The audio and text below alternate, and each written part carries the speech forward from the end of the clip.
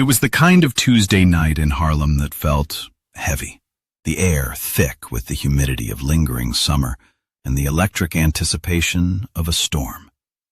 The date was October 12th, 1954. Inside the humid, leather-scented cavern of the Uptown Gym on 116th Street, the rhythmic thud, thud, thud of a heavy bag was the heartbeat of the neighborhood. The man hammering the canvas was Leon the Lion Williams. At 21 years old, Leon was a sculpture of obsidian muscle, a heavyweight with a jab like a piston and a smile that could disarm a traffic cop. He was the golden boy of 116th Street, the hope of every kid who shined shoes and dreamed of Madison Square Garden. Watching him from the shadows of the entrance, however, was a different kind of predator. Silas Vane was a promoter from downtown, a man whose suits cost more than the gym's entire equipment inventory. Vane was pale, slick, and carried the stench of old money and new greed. He wasn't alone. He had a contract tucked into his breast pocket, a document that promised Leon the world, the lights, the fame, the champagne. The neighborhood was buzzing. They said Leon was going to be the next Joe Louis. They said the white man was finally giving a Harlem boy a fair shot at the title. But sitting in the back of the gym, almost invisible in the dim light, sat Ellsworth Bumpy Johnson. He wasn't watching Leon's fists. He was watching Silas Vane's eyes. Bumpy saw what the others didn't. He saw the hunger of a wolf looking at a lamb. Bumpy knew that in the jungle of New York, the most dangerous weapon wasn't a switchblade or a .38 special. It was a fountain pen. Later that evening, the celebration moved to Wells Restaurant, famous for its chicken and waffles and for being the unofficial town hall of Harlem's elite. Leon was there, surrounded by hangers-on, drunk on the promise of a future he hadn't yet earned. Vane was buying rounds, flashing a gold lighter, laughing too loud. He placed the contract on the table, a thick stack of legal papers dense with jargon. "Just a formality, kid," Vane said, uncapping a Mont Blanc pen. "Sign here, and you're the king of New York." Leon reached for the pen. His hand, wrapped in tape, trembled slightly, not from fear, but from adrenaline. He was ready to sign his life away for an advance of $5,000. "Put the pen down, Leon." The voice wasn't loud, but it cut through the noise of the restaurant like a razor through silk. The music didn't stop, but the conversations at the nearby tables did. Bumpy Johnson stood up from a corner booth. He walked over to the center table with the slow, terrifying grace of a panther. He didn't look at Leon. He looked at Vane. "Mr. Vane," Bumpy said, pulling out a chair and sitting down uninvited. "Before the boy signs, I'd like to read the bedtime story you wrote for him." Vane stiffened. He knew who Bumpy was, everyone knew, but he was a man of the corporate world, and he believed his legal armor protected him from street gangsters. "This is a private business matter, Mr. Johnson," Vane sneered. "Standard management agreement. The kid can read it later." Bumpy didn't blink. He reached out, his movements precise, and slid the contract from under Leon's hand. He put on a pair of reading glasses, a gesture that transformed him from a street boss into a professor. "Standard," Bumpy repeated, scanning the document. "I love that word. It usually means robbery in Latin." For 10 agonizing minutes, Bumpy read in silence. The restaurant was deathly quiet. Leon looked confused, shifting in his seat. Vane tapped his foot, checking his watch, sweating. Finally, Bumpy stopped at page 12, paragraph 4. He looked up, removed his glasses, and smiled. It was a cold smile, devoid of warmth. "Leon," Bumpy said softly, "do you know what cross-collateralization of recoupable expenses means?" Leon shook his head. "No, Bumpy. Mr. Vane said it just means they cover the training costs." Bumpy turned the contract toward Leon. "It means," Bumpy explained, his voice calm but hard as iron. That everything you eat, every roll of tape on your hands, the hotel you sleep in, the steak you eat for dinner, and the suit Mr. Vane is wearing right now, you pay for it. But you don't pay with cash. You pay with your future earnings. If you win the purse, they deduct the expenses first, and since Mr. Vane decides what the expenses are somehow, the expenses will always be exactly $1 more than your prize money. Bumpy looked at Vane. Clause 14B, perpetual option.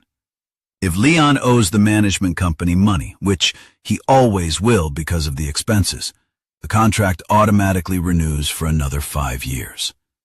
You aren't signing a partnership, Leon. You're signing a slavery papers.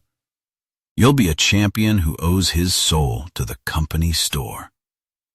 Vane stood up, his face red. This is outrageous. I am making this boy a star. Without me, he's just another bum fighting in a basement. If he doesn't sign tonight, the deal is off.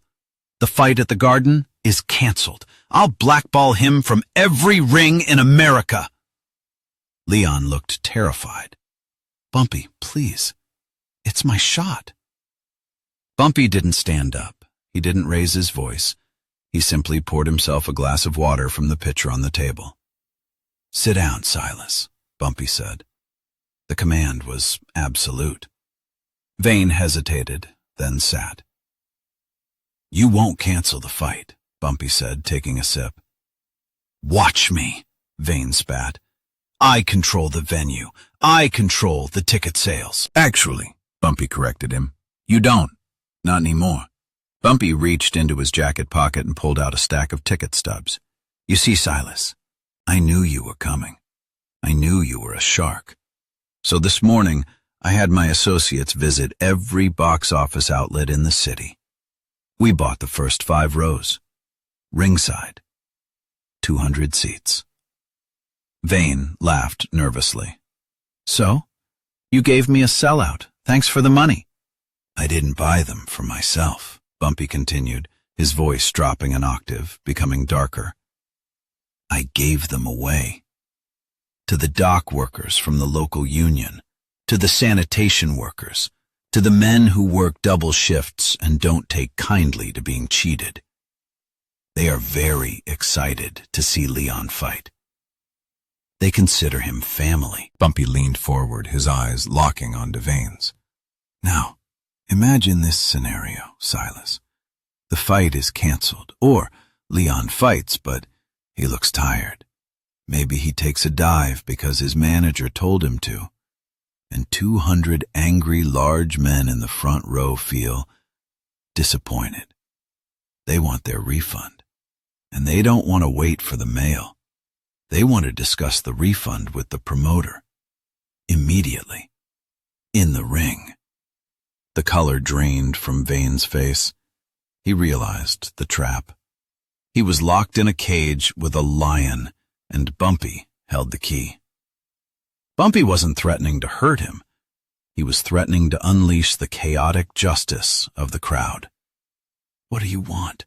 Vane whispered. Bumpy slid the contract back to Vane, along with the Mont Blanc pen. He then pulled a napkin from the dispenser. We are going to write a new contract. Right here, on this napkin. Short, simple, honest. Bumpy dictated. Clause 1. Manager takes 20%, flat, no expenses deducted. Clause 2. Fighter retains all rights to his likeness. Clause 3. Contract expires in 2 years, regardless of debt. Clause 4. Leon fights to win. Always. Vane's hand shook as he transcribed the terms onto the napkin. He looked at the legal document he had brought, the weapon he had sharpened to slice Leon apart, and realized it was useless against the raw leverage of the street. Sign it, Bumpy ordered. Vane signed. Then Leon signed. Bumpy took the napkin, folded it carefully, and placed it in Leon's shirt pocket. You're going to be a champion, Leon, Bumpy said, standing up and buttoning his jacket. But remember this night.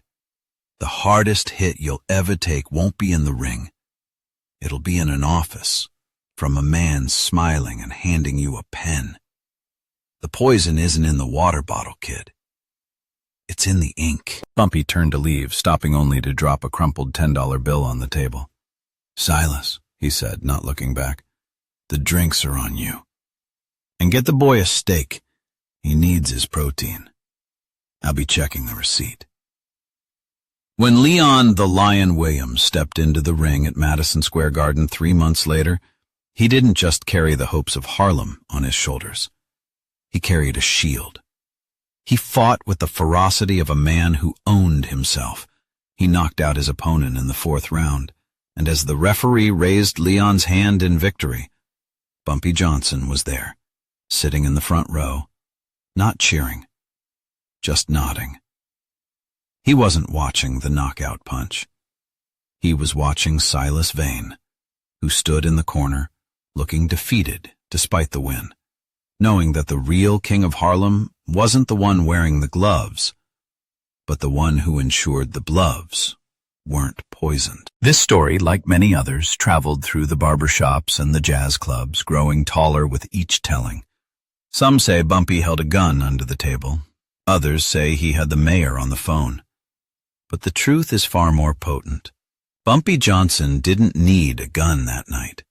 He understood that in a world designed to exploit the weak, true power comes from literacy, from understanding the rules better than the people who wrote them, and from the collective strength of a community that refuses to be sold. It leaves us with a question that rings louder than the final bell of a boxing match. In your life, when the contract is placed before you, when the promise of easy money and instant fame is dangling like a carrot, who is reading the fine print for you? Are you Leon, ready to sign? Or do you have a Bumpy Johnson in your corner, reminding you that your soul is not a commodity to be traded? Because the world is full of Silas Vanes, and they always have a pen ready. The only defense is to know exactly what you are worth, and to never, ever let them own the rights to your fight.